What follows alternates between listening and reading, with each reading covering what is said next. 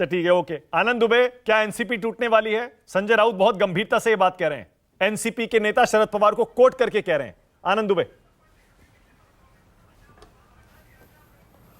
मानक जी नमस्कार। देखिए, शरद पवार साहब देश के बहुत बड़े नेता हैं। यदि उन्होंने भारतीय जनता पार्टी के ऊपर प्रश्न चिन्ह लगाया है, आशंका जताई है, तो यह भारतीय जनता पार्टी का इतिहास रहा है। भारतीय जनता पार्टी ने शिवसेना के साथ जो व्यवहार किया दुनिया ने देखा। उन्होंने जेडीयू के साथ जो करना चाहा, जेडीयू समय से पहले सजग हो गई, वहाँ वो नाकामयाब रहे। तो यदि जिस प्रकार हमारी शिवसेना में जो पहले लोग थे, चाहे वो प्रताप सरनाईक हों, यशवंत यादव हों, भावना गवली हों, और भी बहुत सारे नाम हैं, खुद एकनाथ शिंदे हों, ये जब दबाव में आते हैं तब ये भाग के उनके पास जाके दूध के धुले हो जाते हैं। उसी प्रकार अनिल देशमुख जी हों, नवाब मलिक जी हों, चाहे हसन मुशर्रफ जी हों, ये नेताओं के ऊपर जिस प्रकार आज ईडी और सीबीआई की कार्रवाई निरंतर जारी है, उसको देखते हुए अगर राज्य के या देश के एक वरिष्ठ नेता ने अगर यह आशंका जताई है कि हो सकता है कि हमारे नेताओं को दबाव में डालकर तोड़फोड़ की जाए, तो मैं नहीं समझता कि कोई गलत बात है। उन्होंने संजय राउत साहब से अपनी एक भावना बताई, संजय राउत साहब ने दुनिया को बताई। तो भारतीय जनता पार्टी कतई ये न कहे, और मैं तो हैरान हूं कि भारतीय जनता पार्टी कह रहे हैं कि भाई हम तो कभी दबाव तंत्र की राजनीति करते नहीं। बिल्कुल आप नहीं करते हो महाराज। आपका तो इतिहास इतना सुंदर रहा है कि आप जहां पर नंबर पाते हो वहां तो सरकार जरूर बनाते हो, और जहां पर नंबर नहीं पाते हो वहां तो बहुत ही जरूर बनाते हो। तो आप बिल्कुल दबाव की राजनीति नहीं करते हो। आनंद, सीधे सीधे बताइए ना, आपको क्या लगता है महाराष्ट्र की राजनीति आप भी समझते हैं? एक मिनट, सीधे सीधे बताइए ना, क्या अजीत पवार जा रहे हैं क्या बीजेपी के साथ? मैं वही कह रहा हूं। शरद पवार साहब ने किसी व्यक्ति विशेष का नाम नहीं लिया मानक जी, पहले तो ये स्पष्ट कर दूं। अजीत दादा महाराष्ट्र के विरोधी पक्ष नेता हैं। कल भी नागपुर में महाविकास आघाड़ी के मंच पर वो नेतृत्व कर रहे हैं, तो व्यक्ति का यह नाम नहीं है।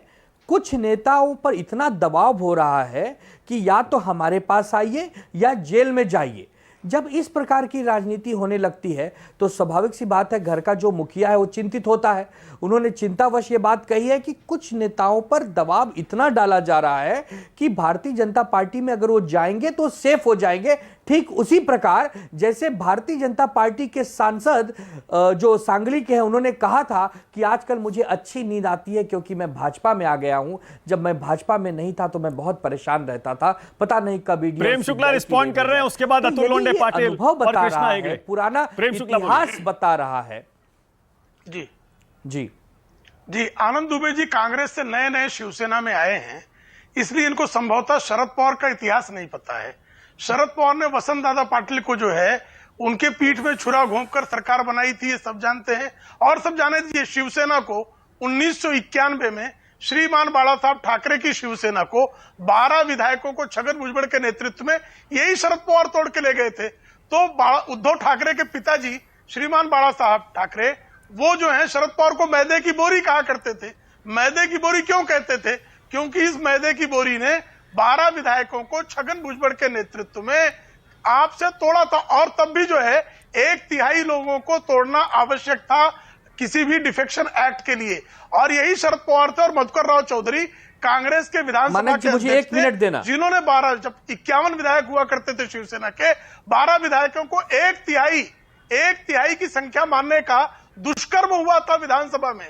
ये भी सब लोग भली भांति जानते। और जाने दीजिए, जब नारायण राणे शरद छोड़कर जो है शिवसेना जा रहे थे तो शरद पवार तालियां बजा रहे थे और कांग्रेस तोड़ रही थी। अहमद पटेल जो है तो उसको जो है ऑपरेशन के इंचार्ज थे, तो नारायण राणे को ब्लैकमेल करके ले गए थे क्या?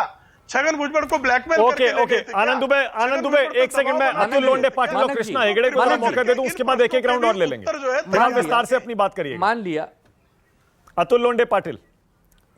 अतुल भाई, क्या आपको क्या लग रहा है? क्योंकि देखिए, इस पैनल में जितने लोग हैं वो सारे के सारे महाराष्ट्र के स्पेशलिस्ट हैं। प्रेम शुक्ला वहीं से आते हैं, आप भी वहीं से आते हैं, आनंद दुबे भी, बृजमोहन श्रीवास्तव की पार्टी भी वहीं की है, और कृष्णा हेगड़े भी। पर कांग्रेस भी एक इंपॉर्टेंट प्लेयर है।